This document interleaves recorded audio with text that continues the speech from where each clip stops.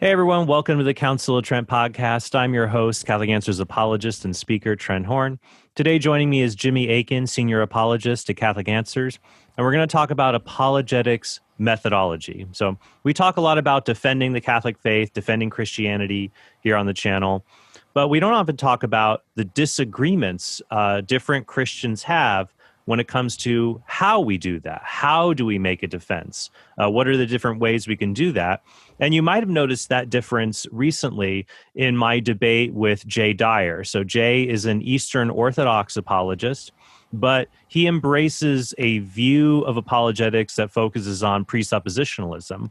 So our debate that you got to listen to here on the channel recently was about the project of natural theology. Can we use reason to come to know that God exists? Can Christians and atheists start on an equal footing with reason and reason our way to God's existence? Or do we have to do something else in order to do that? So I thought it'd be fun to have Jimmy come on the show today to talk about the debate a little bit, talk about methodology, because I think a lot of the concepts that came up in the debate about these differences might have things were kind of moving the fast and furious, if you will, and some of the concepts that might have been dropped here and there throughout the debate, you all may not have heard of. So that's why I love having little debrief sessions so we can go even deeper into the topic. Jimmy, thanks for coming back to the show. Hey, it's my pleasure, Trent, anytime. So you had a chance to watch the debate that I had with Dyer, and you also have a lot of experience in studying apologetics and these different views. Maybe you can talk about both a little bit and help people understand who might think, wait, I thought there was only like one. We just did apologetics. That might not know about the methodology question. Yeah, there are several different approaches to apologetics, and you mentioned the name of the one that Dyer seems to favor, which is called presuppositionalism. And it differs from the classical way of doing apologetics. There are about 5 or 6 different primary methodologies that get used, and classical apologetics is one of them. Presuppositionalism is another one that has come up it's gained some popularity in the last few decades. It's still a minority position, and I think for good reason. It has some interesting contributions to make, but it also has some interesting limitations. The basic idea in classical methodology is you start with proving the existence of God, which is the most, for defending the Christian faith, you start with proving the existence of God, and then you begin to narrow down what you're proving to arrive at a more specific result. So you prove theism, that God exists and that he interacts with the world.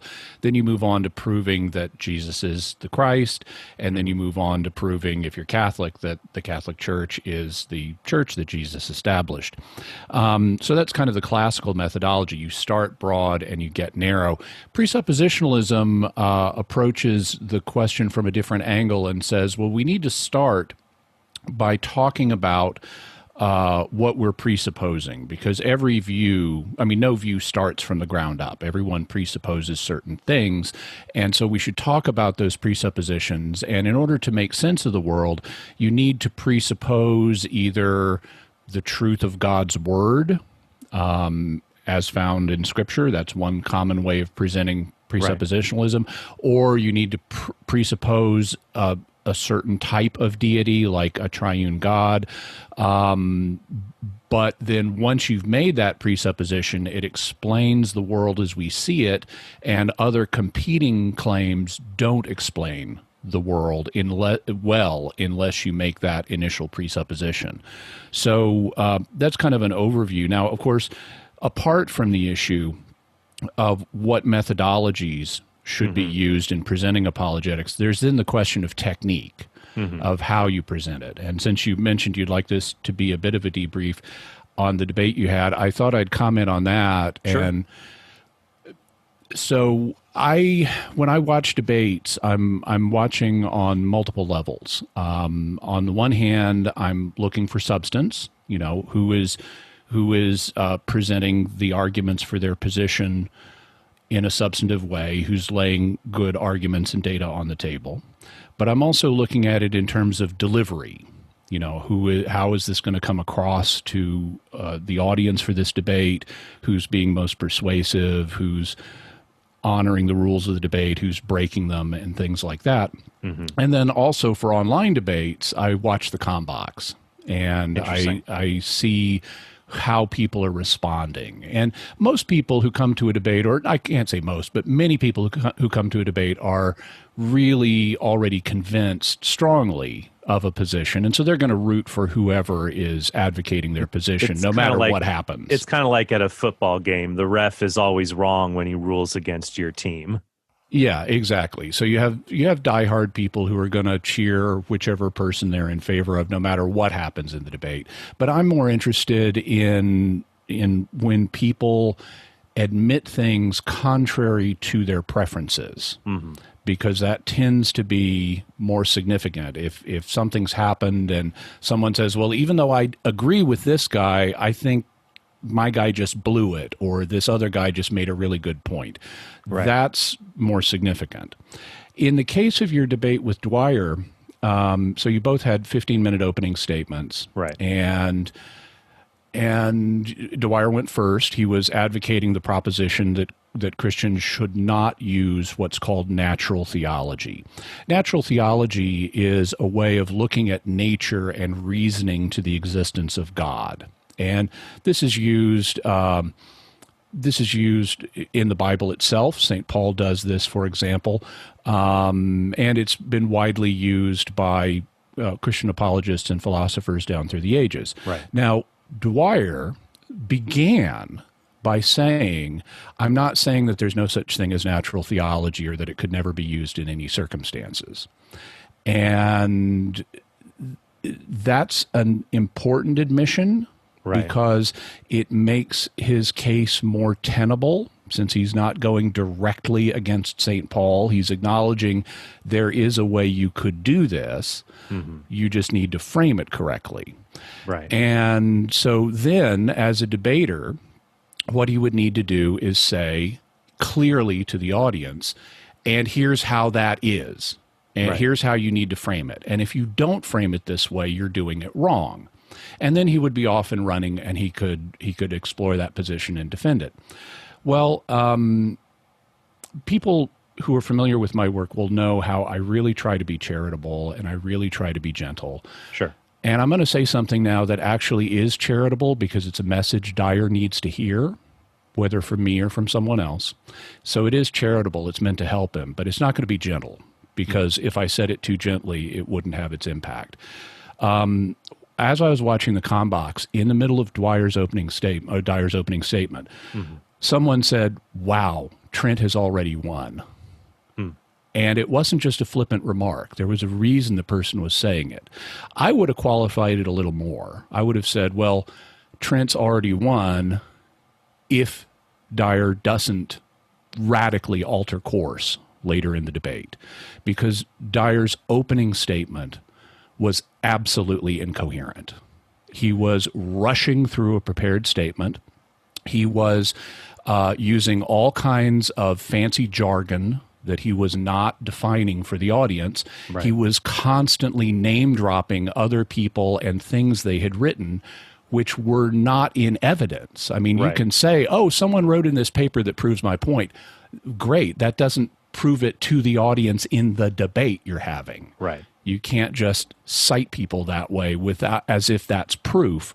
And he was inarticulate in expressing his own position. He was all over the map. The analogy that occurred to me was this is like trying to drink from a fire hose. Right. You're going to get a little bit of it, but it is just an overwhelming onslaught torrent of information, and it was just bafflegab. Mm-hmm. And it was a terrible performance. Now, he did get somewhat better. Right. Later in the discussion. So I want to give that to him. But if he's going to debate people, the only people he's ever going to convince are people who are already convinced of his position. Because this is not how you win people over. This is a terrible performance. You have to come down to the level that the audience is at. You don't try to impress them by using a lot of bafflegab. Yeah, because I think what's actually impressive is when you can clearly communicate with them. And that's why I tried very hard in shaving and working on my opening statement so it would do that. Yeah, and that's part of the debate process. There's always more you can say than you're going to have time for, so you have to pare it back. You have to bring it down. You have to strip out the jargon so that it's going to be understandable to people. And you did, just speaking not on the substance level, but on the delivery level, you did much better than that. And I would see, it was night and day in comparison. And I saw people in the Combox commenting on how, wow, this is so much easier. Trent is speaking slowly and clearly. He's so much easier to understand. Dyer was all over the map. And I have to say that was an accurate assessment. I am not impressed when an apologist uses big words. I'm impressed when an apologist brings it down to a level where people can understand it. And that can be challenging at times, but it's a necessary effort, and it's a mark of actual apologetic skill to be able to take something and make it intelligible, even if it's heady in its original presentation. Yeah. And that was simply absent in this debate on Dyer's part. He completely did not do that. Yeah, and that's what made it frustrating, and I was trying hard throughout the debate to help people to try to understand where we were at, especially, and we'll talk about this more here as we continue on, about the difference between classical apologetics and presuppositional apologetics. Because when you talk about presuppositions, there are many terms like jargon or technical terms that are used that I think can sound very impressive to people, but then they can't grasp what's actually being talked about, using terms like meta logic, for example, paradigms and things like that. Those were terms that came up in the debate. Also, at one point, Dyer referred to JTB and the Gettier problem. And it's like, unless you've taken epistemology recently, you're going to have no idea what that's a reference to. Right. JTB is an informal anachronism or acronym that is used casually in grad school for justified true belief, which is the classic expression of Plato's definition of knowledge. The Gettier problem, or Gettier problem, depending on which pronunciation you prefer, is a recent puzzle in the philosophy of knowledge that came up in the 1960s in a little short paper by a philosopher named Edmund Gettier. Right. And it challenges the classical definition of knowledge and says, hey, there's something missing here. But to just, in the course of a debate, casually toss off a reference to JTB and the Gettier problem, the audience is going to have no idea what you're talking about. Right. Right. And so that's why I tried very hard to stay away from those kind of things and just make specific points, and then really focus on that I do feel like in this discussion, because especially with someone like Dyer and other people who follow him, I appreciate that Jay debates atheists, that his followers want to do apologetics.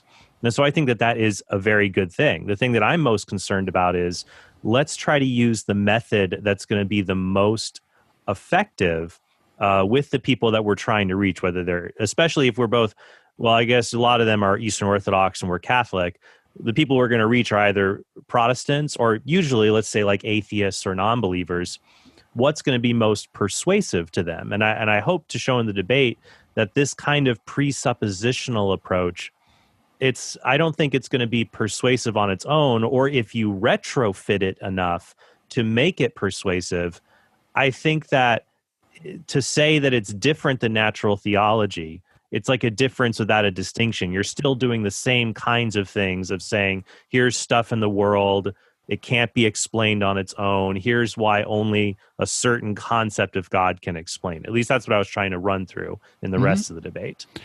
And I think that thoughtful presuppositionalists acknowledge that, I mean, I've seen thoughtful presuppositionalists say this, and Dyer seemed to even say this himself, that there is a role for natural theology reasoning. Yeah. So the views actually converge. And at that point, I find myself saying, okay, well, it's a presuppositionalist can say, sure, there is a role for natural theology, and then a classical apologist who embraces natural theology, I think, could certainly be open to the proposition that, yeah, there are certain presuppositions that will make better sense of the world than others. Like, if we start with the assumption, or at least openness to the assumption, that God exists, or that God has given us his word, or something like that, that will make better sense of the data we see in front of us. And so I see a convergence between these two viewpoints. And at that point, it's really a question of, well, which is more useful in reaching ordinary people? Now, it could happen, because people are different. Right. It could happen that a given person needs to hear things approached from a presuppositional point of view. And so the first thing you would do with this person is say, have you thought about your underlying presuppositions? Let's think for a minute. Suppose there was a God, or suppose there was a Trinitarian God, or suppose that God has given us his word in the Bible. Mm-hmm. Let's think about how that would make sense of the world. And for some people, that could be a constructive approach. For many people, though, who aren't yet convinced that there's a God and aren't open to that possibility, it can be helpful to start at the other end of the discussion and say, well, let's look at the world. Does the world have any aspects to it that suggest it has a creator? And then proceed from that perspective. And at least sociologically and historically, based on the way most apologists in history have approached the question, including biblical ones, it seems that the latter is what's helpful most of the time. It doesn't. Most people are not helped by, let's suppose there's a Trinitarian God as our first move. More people are persuaded by, let's consider whether the world has a creator as our first move. And so if that's the case, then it seems to me that presuppositionalists are making a perhaps interesting point, that, this set of presuppositions helps make sense of the world better than others, but that's not of practical relevance to the case of most individuals. So it's an interesting theoretical point to discuss and debate, but it really doesn't tell you that much about how to actually do apologetics with real people. Yeah. I think because as I tried to understand Jay's case for presuppositionalism as opposed to the classical view, I could really only derive maybe two arguments from everything that he put forward. One was this concern that the word God, and this was hard, I think, for anyone to follow. He was throwing out epistemological terms like rigid designator, flaccid designator. Oh, yeah. And dude, got to find an alternative to saying flaccid designator. I don't want to. Just got to. Not bad apologetics technique. Talk flaccid designators. I don't want to talk of. I usually don't want to be in discussions where we're talking about flaccid versus rigid anyways. But so the concern here, and this deals with the problem of terms and their reference, and what does the word God mean? Because it's kind of an unusual word. Like we have words like senior apologist at Catholic Answers and Jimmy Akin, or another word for Jimmy Akin, the son of so-and-so. That you have different terms that refer to the same individual. And it seemed like Dyer's concern was just that the word God, that it's just synonymous with a particular view of the Trinity. And if natural theology arguments can't get you to the Trinity, they're not really getting you to God. It was hard to tease out what he was trying to say. And that's because of how incoherent he was in presenting his case. He did talk a lot about different understandings of the term God, and he made some points that were valid but irrelevant, or I should say that were true but irrelevant. He pointed out that that just because Muslims believe in God and Jews believe in God and Protestants and Catholics and Orthodox believe in God, it doesn't mean they all believe in the same God. And this is true. They could believe in different gods, So he would illustrate this by pointing to a fallacy. And the fallacy, I mean, you can express it by different names, but the basic idea would go something like, well, Jimmy Akin is the son of a mother, and Trent Horn is the son of a mother, and Jay Dyer is the son of a mother, but that doesn't mean they're all the son of the same mother. Right. And it would be a fallacy to say, oh, I've got these 3 data points, therefore there must be this one universal mother of all of them. Another way I've heard it phrased is every student in class has a pencil, but it does not follow there is one pencil that every student is using. Yeah, and so, yeah, that's fallacious reasoning. What I've noticed, and I should write an article about this, is often apologists for various positions will accuse other people of committing fallacies when that's really not what they're doing. Right. And in this case, yes, it's true. Hypothetically, it does not follow as a matter of logical necessity that just because Muslims, Jews, and Christians all believe in a God, that it's the same God. But the question then is, what are the definite descriptions of this God? Do they point to the same one? Because I have a brother named Brian Patrick, and goes by Patrick.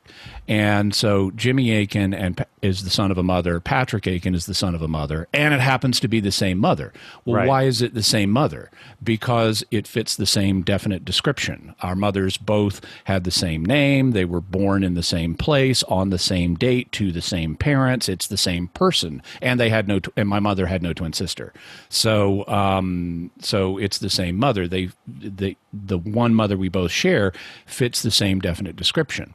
So, well, what about Muslims, Jews, and Christians? Well, they all acknowledge there's one God, and that he is the creator of the world, and that he appeared to Abraham. Right. Now, Muslims and Jews don't acknowledge that he's a Trinity, but you don't have to know everything about somebody to be able to say they're the same person. Right. There can be undiscovered things, or things that are known to one person that are not known to another. You might, if she was still alive, you might be able to meet my mother and know my mother, but there would still be things about her that I would know that you wouldn't. Right. And in the same way, Christians, because they have a special relationship with God, know things about God that others don't. Others, like Muslims and non-Jewish Christians or non-Christian Jews, can know about God. They just don't know all that Christians know about him. And so Dyer was seeming to presuppose that unless you have a robust understanding of the Trinity, that it's a different God. And that doesn't follow at all. That itself would involve a logical fallacy. Right. And I think this is helpful, Jimmy, to underscore, because this comes up a lot sometimes among Catholics, especially when they look at, let's say, the Catechism quoting the Second Vatican Council. In paragraph 841, it talks about the church's relationship with Muslims. So it says, the plan of salvation also includes those who acknowledge the Creator, in the first place amongst whom are the Muslims. These profess to hold the faith of Abraham, which is a way of saying they don't really have the faith of Abraham, but they like to say their faith goes all the way back to Abraham, even though it starts with Muhammad. But the part that's more controversial is, and together with us, they adore the one merciful God, mankind's judge on the last day. And so some people will say, well, it's impossible for Muslims to adore the one God because they don't know that God is a Trinity. But I think that you've made the good point. You can have a relationship with someone even if you don't know important facts about that individual. We could say similar things of this logic. I mean, it's taken so far, you could say that many Protestants, by that logic, wouldn't be worshiping God since they don't know that God is timeless or that he's simple and has no parts. But so I think your reasoning here can also be helpful to people who struggle with that description in the Catechism. What do you think? I think that it's helpful for people to understand more about how it's possible to have relations with persons even if you don't know everything about them. I also think it's helpful to be aware of a little bit of the history here, because what the Catechism says is not at all controversial. Right. If you go back in, I mean, it is not some newfangled modern thing. If you go back to the Middle Ages, when Christendom was aggressively under attack by Muslim forces, the medieval theologians, not only St. Thomas Aquinas, but others as well, I mean, this was the standard view, would acknowledge that Muslims worship God. They would say they're wrong in a lot of their theological beliefs, but there was no doubt that, yeah, they worship the Creator just like we do. This was not controversial. Right. Where this controversy came from, as far as I've been able to establish, is actually from the Protestant community. Because what happened after the Reformation was you had Protestants had a problem of cognitive dissonance. That's where you are torn between two different ideas that seem to be in conflict with each other. Because everybody in Western Europe knew the Catholic Church, oh, that's the church Jesus founded. Right. And if you then want to say, actually, no, we need to break away from that, we need to form our own churches, then you need an alternative narrative to account for this massive church that's been there for 1,500 years that everybody acknowledges Jesus founded. And the counter narrative was to say, okay, it's not really the Catholic Church is not really the bride of Christ, it's the whore of Babylon. Mm-hmm.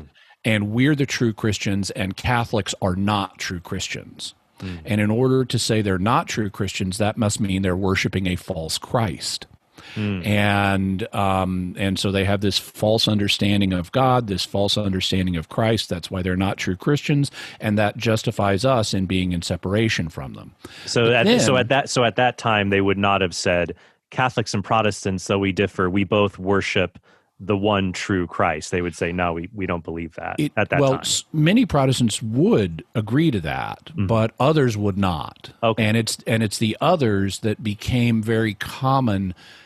Their views became very common in American fundamental Protestantism in the early 20th century. I see.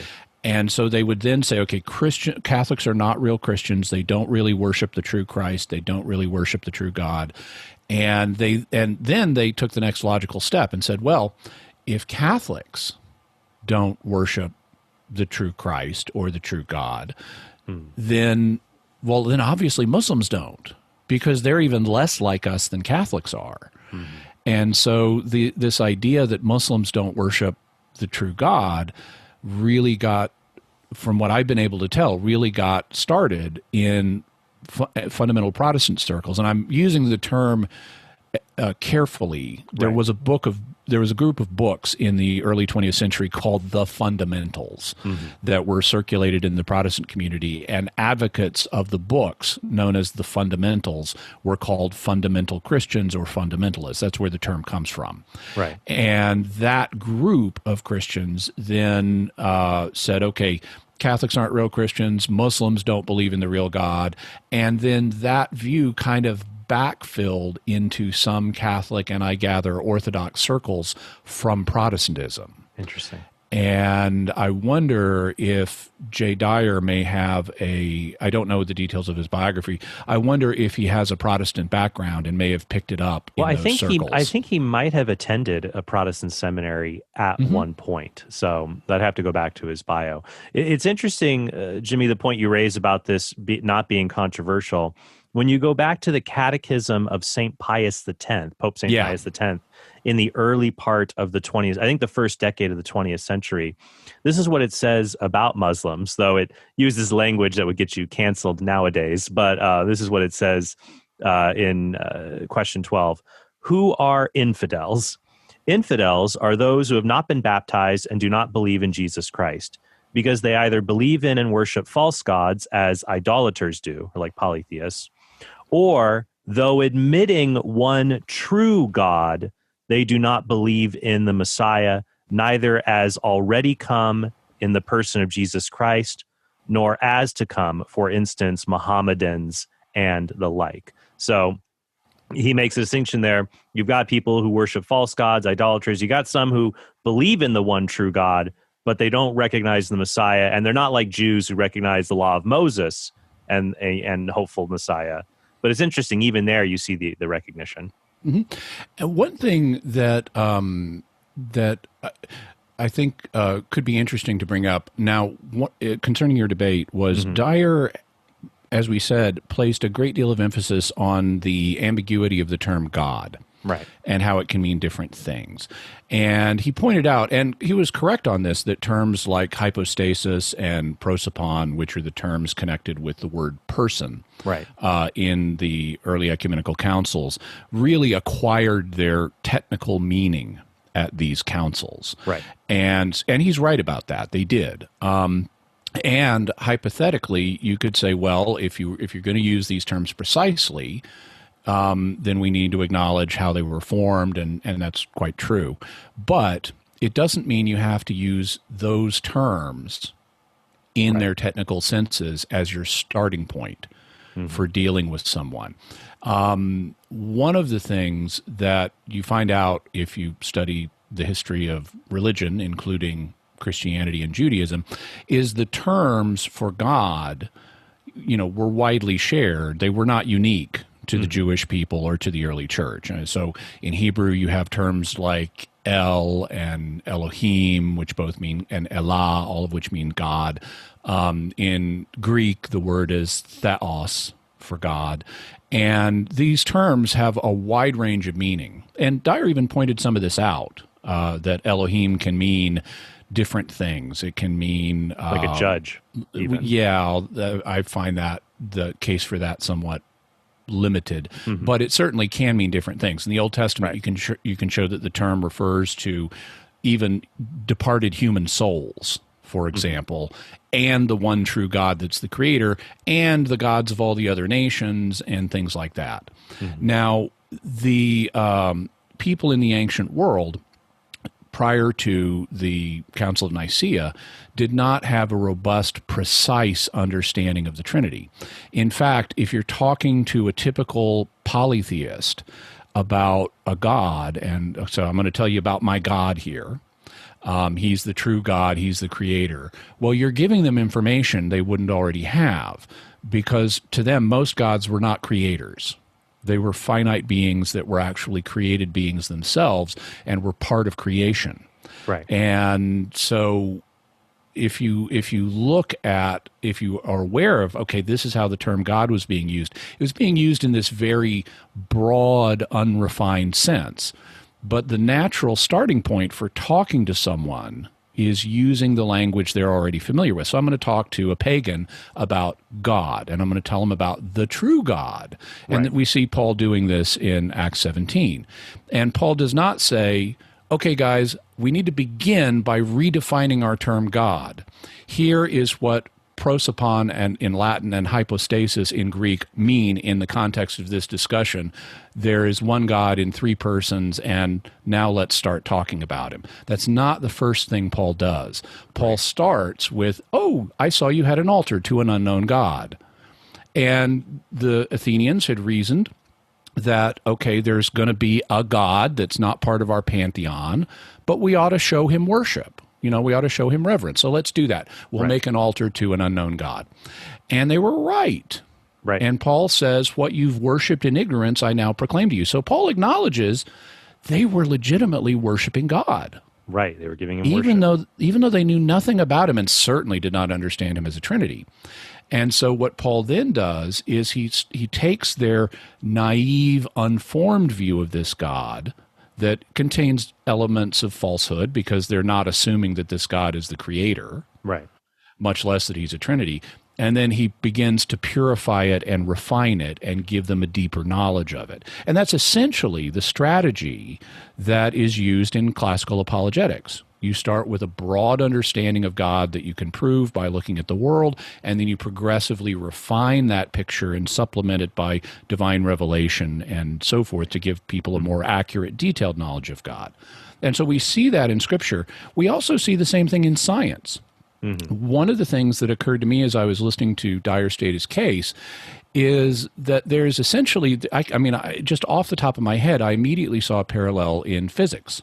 So originally, since the time of Aristotle, there was this theory that matter was made of these four classical elements, maybe with a fifth up in outer space, and that matter was infinitely divisible, that there was no smallest unit of matter. So you could just if you had wood, you could infinitely divide the wood into smaller and smaller chunks. And then after the scientific revolution began in the 1600s, you had a revival of this idea from some Greek philosophers called atomism, the idea that, okay, atoms are the smallest unit. And that was proved, or something like it was proved in 1905 by Albert Einstein. Yeah, atom, doesn't that mean like you indivisible. Can't cut, yeah, or you can't cut. Yeah, exactly. And then it turns out, okay, well, we found atoms as these smallest particles beyond which it ceases to be whatever it is. If it's gold, there's a fundamental unit of gold that's an atom of gold. And then it turns out, oh, they're made out of smaller things. And we then identified electrons and protons and neutrons, which are the three kinds of particles that atoms are made of. And then by the 1960s, we found, oh, it starts to look like protons and neutrons are made out of smaller things called quarks. Right. And as far as we know, right now, quarks are as small as it gets. There may well be smaller particles, but as far as we know, quarks are the smallest. So let's suppose that that's the truth, that quarks are the most fundamental particles. Well, how did our knowledge of matter develop? Well, it started with a broad, unreflective understanding, based on Aristotle's views, and then we figured out, oh, and atoms exist, and then we figured out, oh, protons and neutrons exist, and then we figured out, oh, quarks exist. And so we had this progressive refinement of our understanding of the structure of matter. And suppose then, if quarks are fundamental, well, the properties of quarks are going to explain the properties of all the larger units.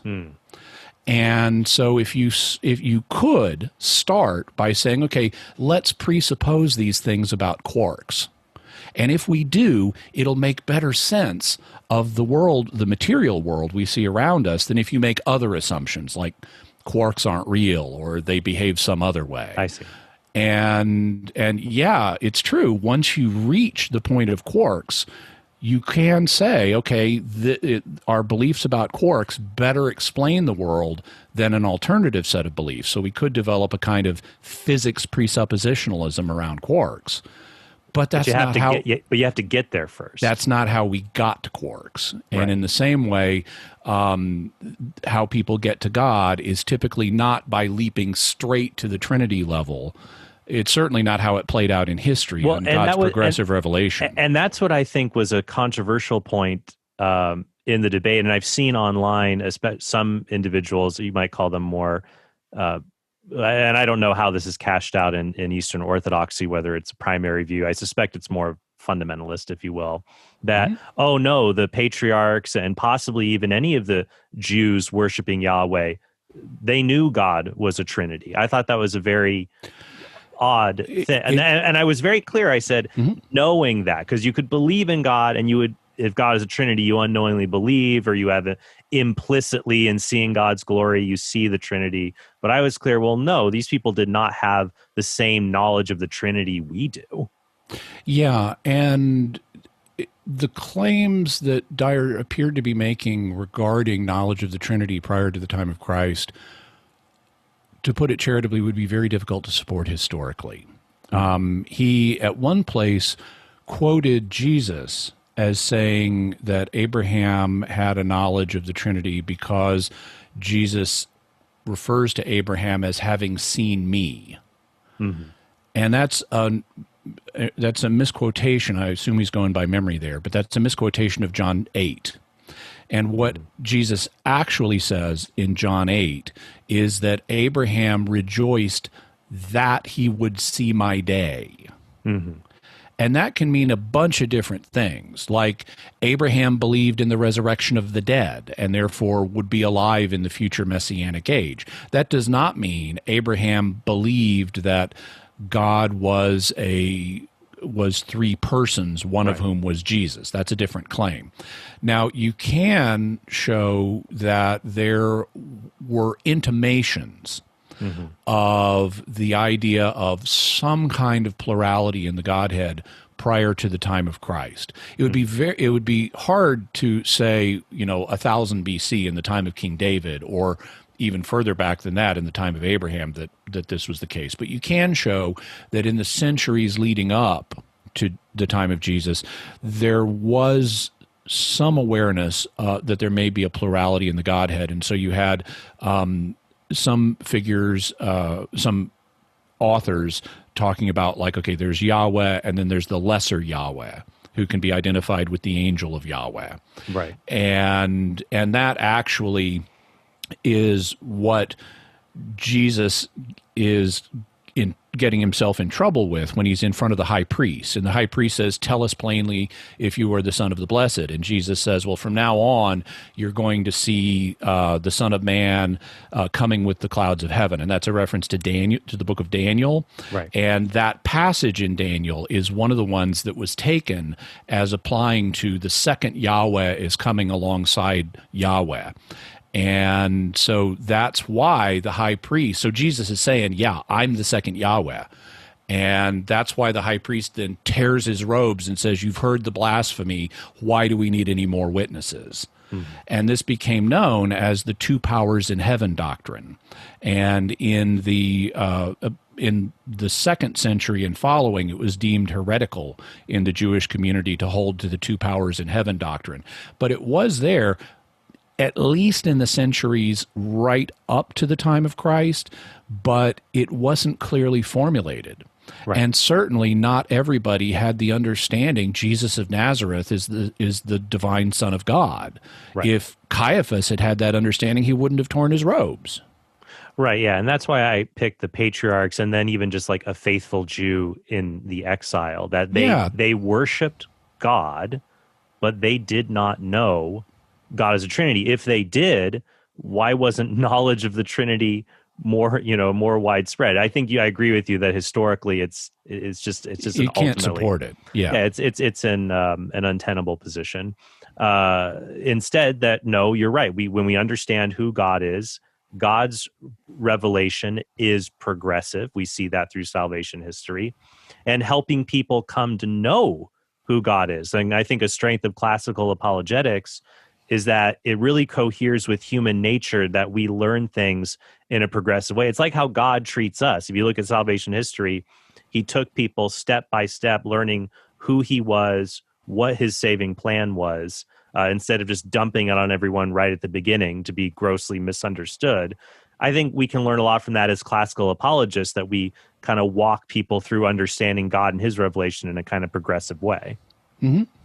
By the way, we focused on classical apologetics and presuppositionalism. We probably should at least briefly mention some of the other approaches. Yeah. So another approach is called evidentialism. Mm-hmm. And this is similar to classical apologetics, except you don't have to prove the existence of God first. So you don't have to say, let's step back and look at the world and reason our way to God. Instead, you can say, let's step back, look at the world. Do we see miracles like the resurrection of Jesus? Or if we're having a contest with the prophets of Baal, whose sacrifice gets burned by fire from heaven and whose doesn't? And what does that tell us about who God is? Is it Yahweh or Baal? And so you could, on an evidentialist approach, or you could call it a miracleist approach, you look for miracles that you can then infer things about the divine.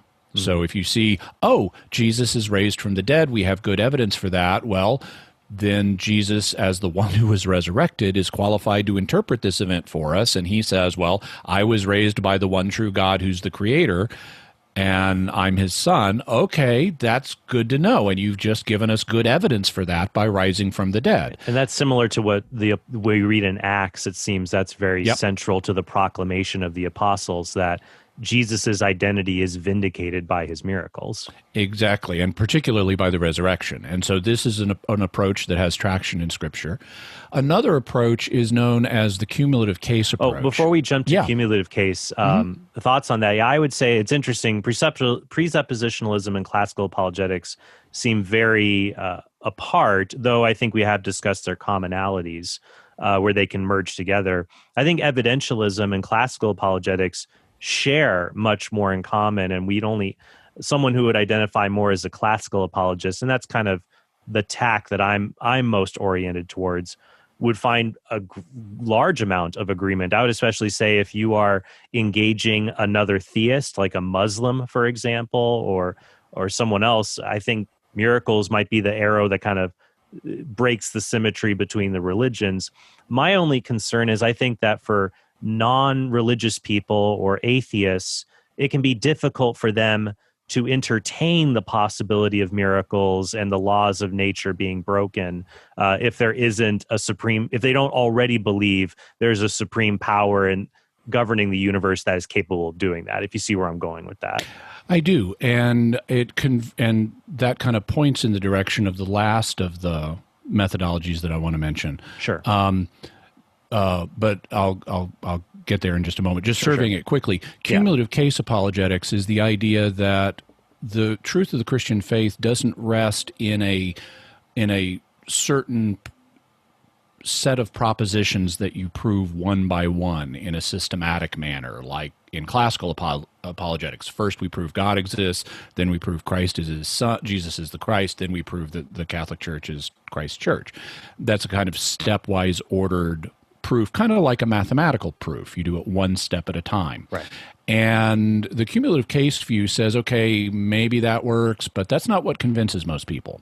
For most people, it's more like a lawyer in a court. A lawyer in a court presents a bunch of different pieces of evidence that each contribute something towards proving his case, but it's not like a mathematical proof. It's not like a mathematical demonstration. And so advocates of the cumulative case view would include people like C.S. Lewis, for example.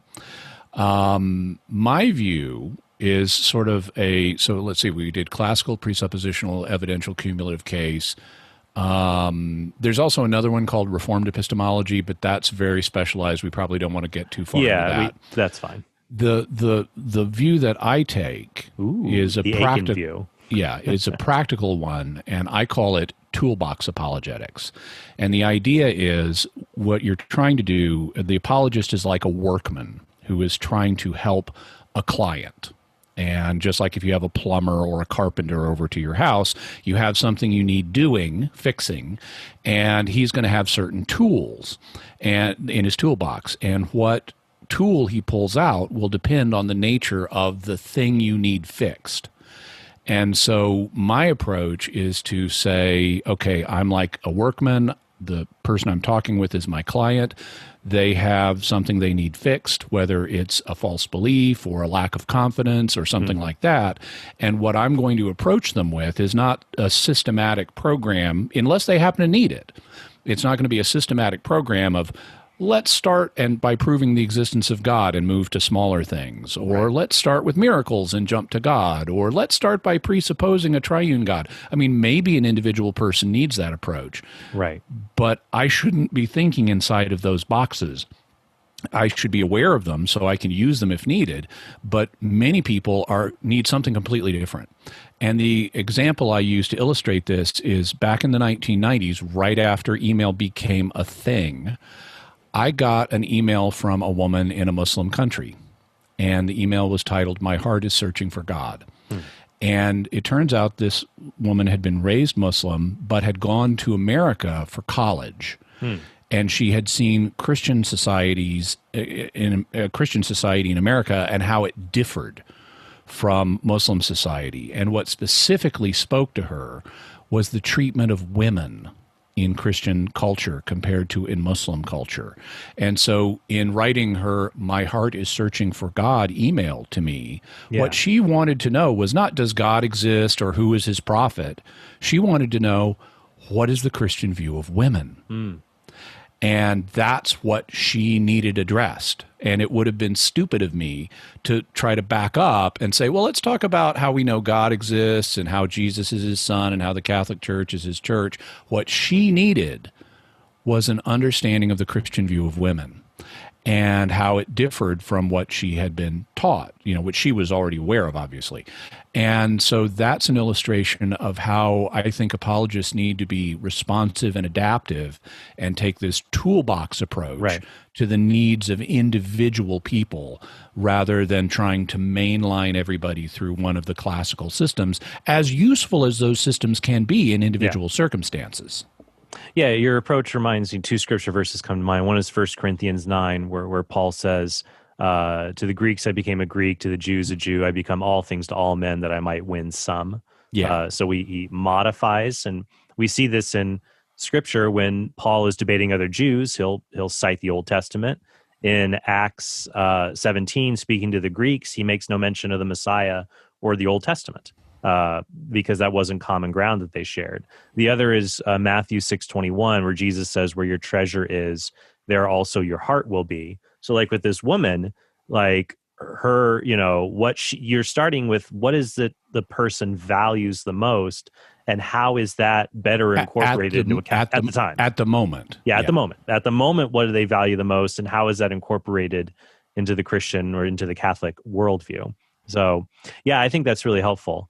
One last thing that we can discuss a little bit are kind of the foundational elements. I think the only other major argument that Jay brought up, and this kind of got hammered home more in the cross-examination and Q&A, was, we have to have foundational things to believe in, and the only way to have foundation, which is very presuppositional, the only way to have sure belief in anything is to start with God, even though it's a kind of circular reasoning that we're doing because we already believe in God. It seemed like Jay was saying, there's no such thing as self-evident truths. Even God is not self-evident, but there is a foundational truth, even if we get there in a circular way with God.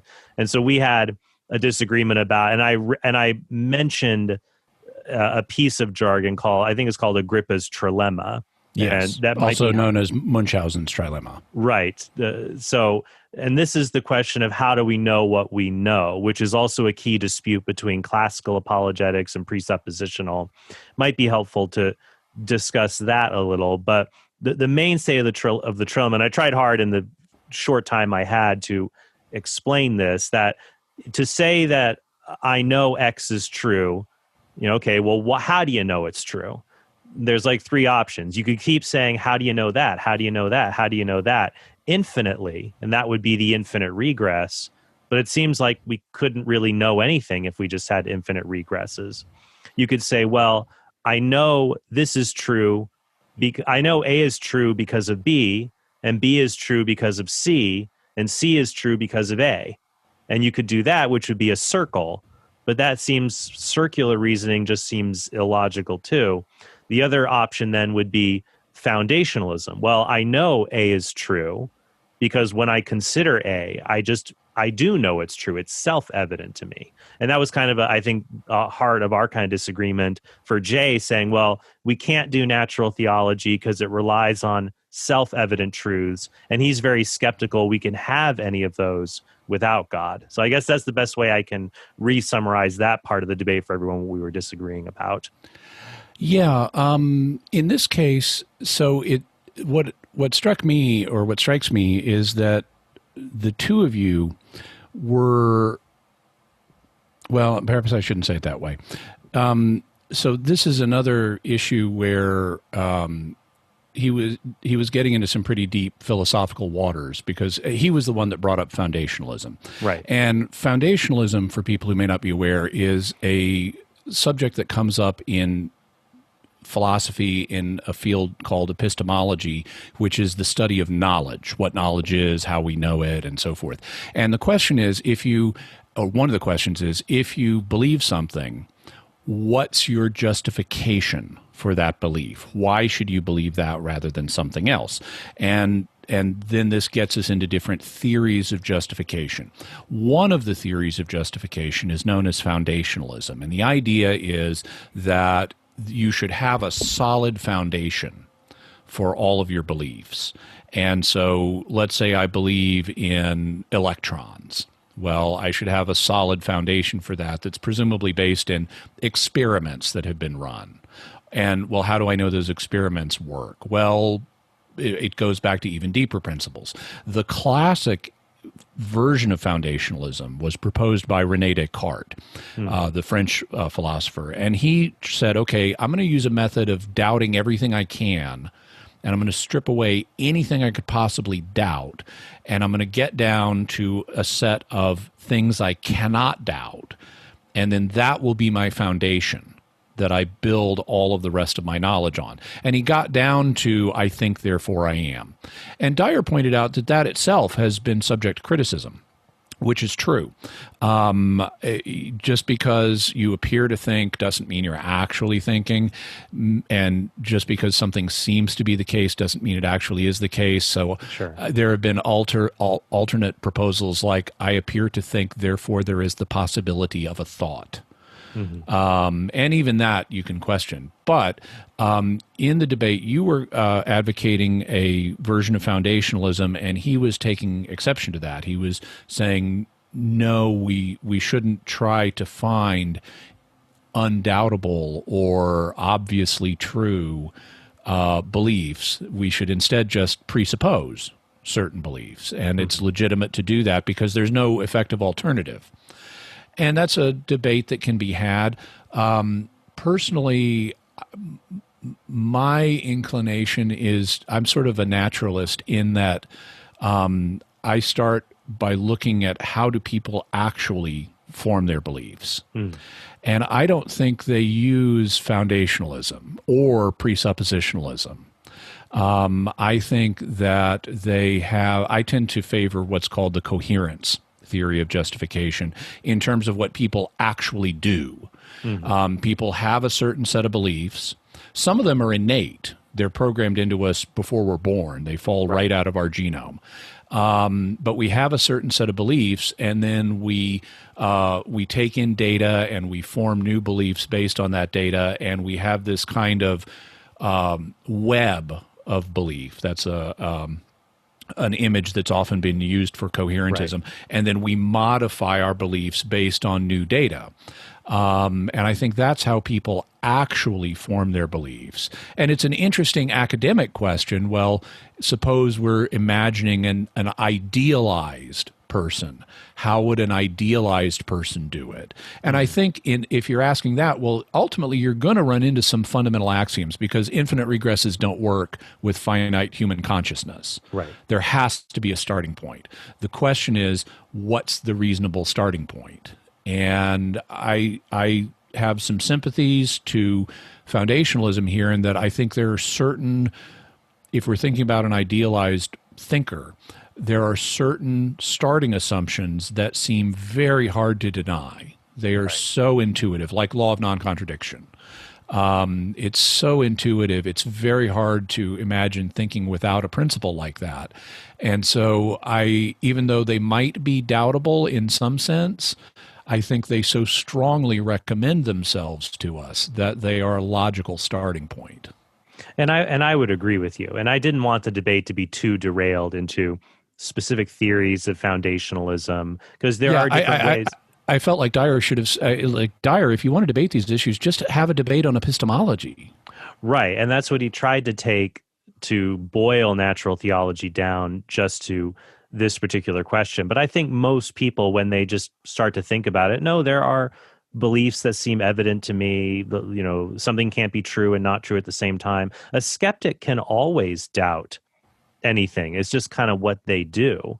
But just because the skeptic makes a doubt doesn't mean I necessarily have to entertain it or take it seriously as I'm just living my life and assembling beliefs to do my best to understand the world. And so I think natural theology plays the good role in that. And I also, in that factor of pointing out, it seemed really like we both agreed, hey, you got to have a starting point to understand the world.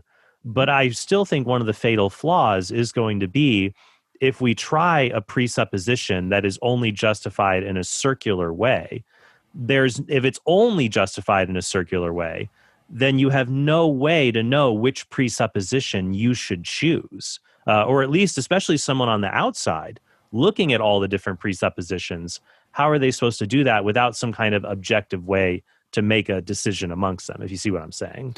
I do. I think that what a presuppositionalist would say is, well, by using my set of presuppositions and then thinking through the evidence we have from the world, mine makes better sense of the world, of the evidence we have from the world compared to other views. So like my view allows coherent thought and other views wouldn't. Now, you've then got to argue that. Is that really the case? Right. Like Dyer seemed to be arguing that only by presupposing a specifically Trinitarian God could you even have coherent thought. And that's what I found. And that's what I found interesting. Oh, go ahead. Sorry. And maybe that's true, but you got to argue that. That is not prima facie obvious. And not just that. When he's made the argument before, he says the God of Orthodox with a capital O, or the God of Eastern Orthodox Christian faith. That for Dyer, he's very particular that it's not the true God unless it has, and I'll throw jargon out here, but it's not important for us to know what it means, something called an energy essence distinction, right? Having these very particular elements of Eastern Orthodox thought baked into it. And I find that highly implausible. So wait, you're saying that we couldn't have logic or knowledge or morality if God is the absolutely simple God of, not simple to understand, but he doesn't have metaphysical parts, the God of Catholic theology or the God of Protestant theology, who is Trinitarian, can't give us knowledge, logic, and morality, but only the Eastern Orthodox God of theology can do that. And that I find you could make an argument for, like you say, but I already find it pretty suspicious of it that case can be made. Yeah, and this is another thing that I think was a failure on Dyer's part in terms of making his case, because it was not clear for much of the debate. This line of thought is something that emerged relatively late in the discussion. And what I would do if I'm debating someone, what I do try to do, is identify all of the common ground we have first. Mm-hmm. Number one, to show I'm nice and to show I'm reasonable. Yeah. But also to set it aside, because once we've identified where we agree, we can then move on to, well, what do we actually disagree on? And we don't have to be casting our minds back and forth trying to figure out what we agree on and what we don't. It's much better structurally in a debate to say, here's what we agree on. Now let's put that aside and talk about what we don't agree on. Yeah, and that's why he did not do that. He was all over the map. It was virtually impossible to follow what he was saying for more than a few seconds at a time. Yeah, and that's why I asked things like, do you think we should provide evidences for particular aspects of Revelation, like fulfilled messianic prophecy? And he agreed with that. And so I think that especially people, and that's why for me, there'll be a lot of people who support Jay and maybe use this apologetic methodology, or we'll meet Protestants who use a similar kind of methodology. And I would say, well, hey, it's good that you're going out and sharing the gospel and talking to people and helping them to come to know God and Jesus and his son, Jesus Christ. Then the more I can find common ground. And if I could say, hey, give this historical argument too, it's really helpful, then I think that fits into that toolbox approach you were mentioning earlier. Mm-hmm.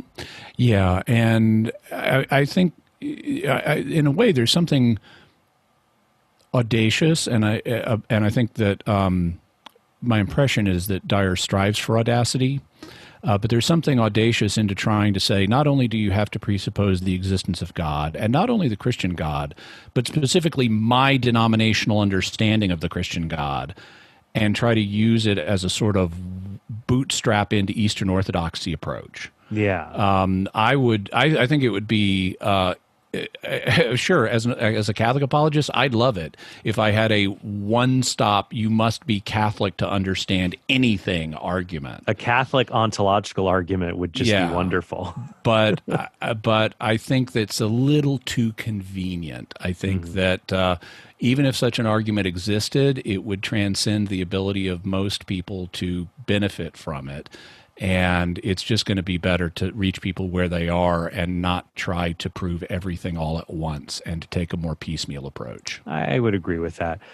Jimmy, thanks so much for coming on the show. are there any resources you would like to recommend, and also where people can learn more about you? I think one resource, probably in both of our heads, if you want to learn more about different apologetic methodologies and how they differ from one another, there is a series put out, I think it's by Zondervan, a point counterpoint series where they have books on all different kinds of religious subjects. Usually it's disputes among Protestant authors. There are a few cases where they invite Catholic authors to give a particular point of view. You usually see that in their books on faith and works and justification.